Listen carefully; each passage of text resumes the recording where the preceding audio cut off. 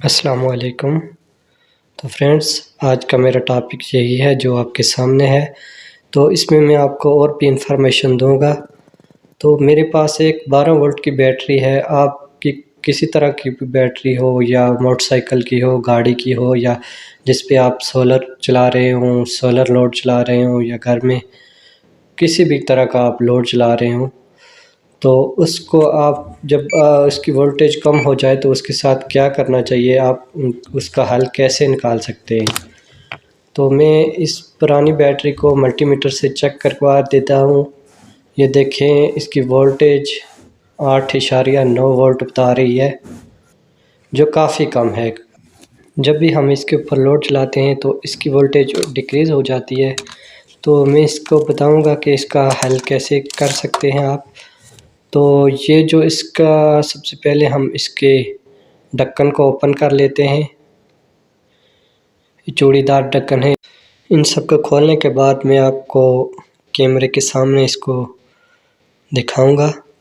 ये देखें, इसके अंदर जो डिस्टिल वाटर हम डालते हैं उसकी मिकदार बहुत कम है, ना होने के बराबर है, जिसकी वजह से हमारी वोल्टेज पूरी नहीं रहती और चार्जिंग भी सही प्रॉपर तरीके से नहीं हो रही।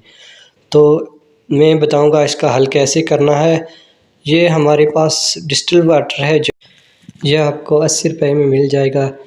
तो मैं आपको बताऊंगा कि इसकी जगह कोई और पानी भी आप यूज़ कर सकते हैं कि नहीं। तो इसके अंदर सबसे अहम बात जो इसका TDS लेवल होता है वो है, जो इसका TDS लेवल 0 है। जो किसी भी कंपनी का हो आप यूज़ कर सकते हैं जिसका TDS लेवल 0 हो। तो मैं अब इस TDS लेवल इसका चेक करवा के दिखाऊंगा। तो आपने कई बार सुना होगा कि आप इसकी जगह बारिश का पानी भी यूज़ कर सकते हैं। तो मैं इसका फ़र्क बताऊंगा, आप भी खुद ये चेक कर सकते हैं। आप ये TDS लेवल मीटर है, इससे आप चेक कर सकते हैं। इस तरह से अगर आप इसको किसी भी बर्तन में रख के चेक करेंगे तो TDS लेवल 0 हो, तो ऐसा पानी हमारी बैटरी के लिए मुफीद है, इससे हमारी बैटरी लाइफ बढ़ जाएगी। अब हम बारिश के पानी को अगर चेक करेंगे तो हम एक मीटर लेंगे, उससे इसकी रीडिंग 157 आएगी। जो इसका TDS लेवल है वो ज़्यादा हाई बता रहा है। तो अगर आप घर में आम पानी चेक करेंगे तो वो तो इससे भी ज़्यादा रीडिंग बताएगा, 400 या 400 से ऊपर बताएगा। तो इसके लिए हमारा TDS लेवल 0 होना चाहिए। तो अब मैं इस बॉटल को एक ढक्कन लगा देता हूँ ताकि मैं इससे इजीली इनके होल में पानी डाल सकूँ। तो इसका लेवल हम मैक्सिमम पे रखेंगे, मैक्सिमम से थोड़ा नीचे भी रख सकते हैं। तो मैं इसके अंदर इस डिस्टिल वाटर को डाल देता हूँ। बाज़ लोग इसको तेज़ाब भी बोलते हैं, लेकिन ये तेज़ाब होता नहीं है, ये असल में डिस्टिल वाटर होता है।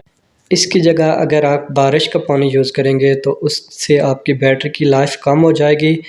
तो आप अगर यूज़ करें तो बैटरी तो चलेगी, लेकिन इतने लंबे अरसे तक नहीं चलेगी। आपकी बैटरी अगर साल चलती है तो उसकी जगह आपकी बैटरी 6 माह चलेगी। तो अगर आपको अपनी बैटरी की लाइफ को बढ़ाना है तो आप डिस्टिल वाटर का इस्तेमाल कीजिएगा। अब इस बैटरी के अंदर मैंने इस वाटर को डाल दिया है, इसके ढक्कन लगा के इसके टर्मिनल को अच्छी तरह से साफ़ कर लिया है रेगमाल की मदद से।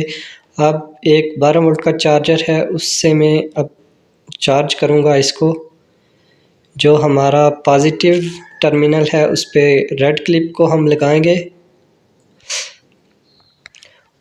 इस तरह से, और जो नेगेटिव टर्मिनल है बैटरी का उस पे हम चार्जर की ब्लैक वायर यानी नेगेटिव को लगाएंगे। और अगर इसकी जगह आप उल्टी वायर लगाएंगे तो हमारा चार्जर डैमेज भी हो सकता है, ख़ास करके अगर ऑटोमेटिक चार्जर हो तो वो जल्दी डैमेज होता है। तो अब इसकी चार्जिंग शुरू हो गई है। अब मैं वीडियो को कट करके तकरीबन 1 घंटे के बाद दोबारा इसकी वोल्टेज चेक करूँगा कि इसमें चार्जिंग हो गई है कि नहीं। ये मल्टीमीटर पे भी मैं आपको चेक करवाऊँगा और इसके साथ जो डिजिटल मीटर लगा हुआ है उससे भी आपको चेक करवाऊँगा। ये मल्टीमीटर पे हमारी रीडिंग 12.16 है और डिजिटल मीटर पे भी 12 वोल्ट से ऊपर ही बता रहा है। तो अब इस बैटरी की वोल्टेज ठीक हो गई है। अब इसको मज़ीद भी हम चार्ज कर सकते हैं। तो फ्रेंड्स, अगर आप चाहते हैं कि आपको इसी तरह की इन्फॉर्मेटिव वीडियो पहुंचते रहें तो मेरे चैनल को सब्सक्राइब करें और साथ में बेल आइकन को प्रेस करें ताकि उन वीडियो की नोटिफिकेशन आप तक पहुंच सकें। थैंक